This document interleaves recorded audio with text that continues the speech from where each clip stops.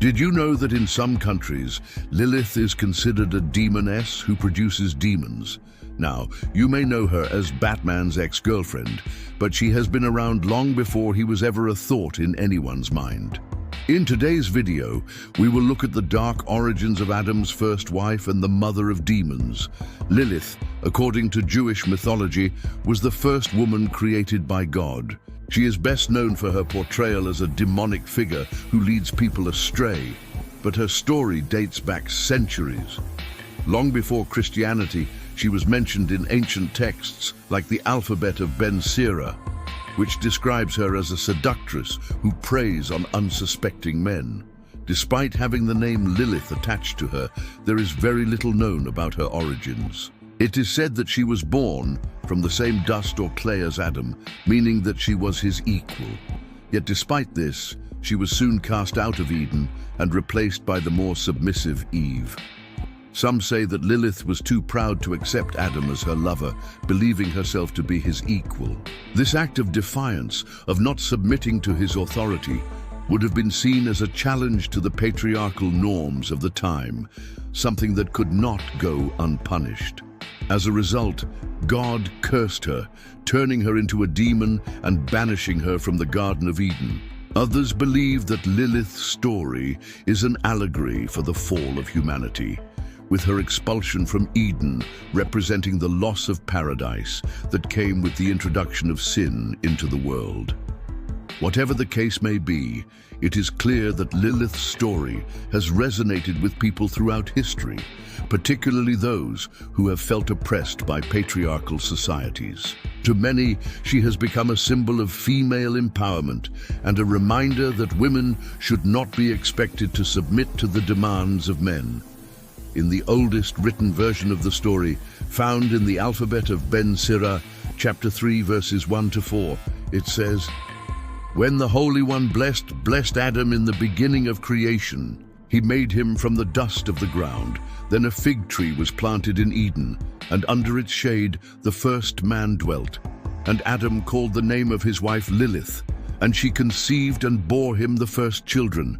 But she rebelled against her husband and did not obey his behest." From this passage, we learn that Adam's first wife was created in the same way that he was, from the dust of the ground, and that she bore his children.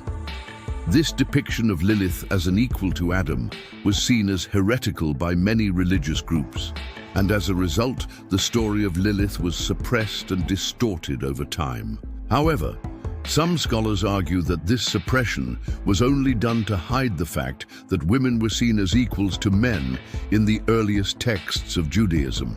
According to this interpretation, the story of Lilith represents a time before patriarchy had fully taken hold and women were free to choose their own partners and live according to their own desires. This view is supported by the fact that in the same text, Lilith is described as rebelling against Adam and refusing to submit to him.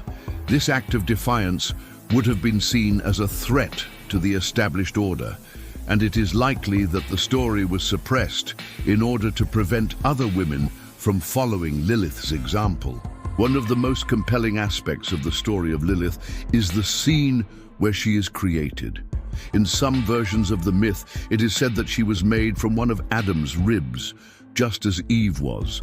However, in others, she is made from the same dust or clay that Adam was made from, which implies that she was his equal.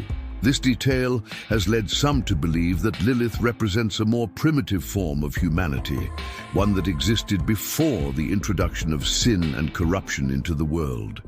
As the story goes, when Adam first lays eyes on Lilith, he is immediately taken by her beauty and asks her to be his wife. At first she agrees, but soon begins to feel that she is more than just a servant to Adam. She wants to be his equal and refuses to submit to his authority. When Adam insists that she must obey him, she tells him that she would rather live alone than be forced to submit. And so she leaves Adam and creates her own home outside of Eden. This act of defiance would have been seen as a major offense in a patriarchal society. And it is likely that the story of Lilith was suppressed because it threatened the established social order. For many, though, Lilith's story is one of empowerment and a reminder that women should not be expected to conform to the expectations of men. Thanks for watching. What are your thoughts on Lilith? Do you think that her story was suppressed because it threatened the established order? Or do you think that there is another reason for her disappearance from the biblical narrative? Let us know your thoughts in the comments below.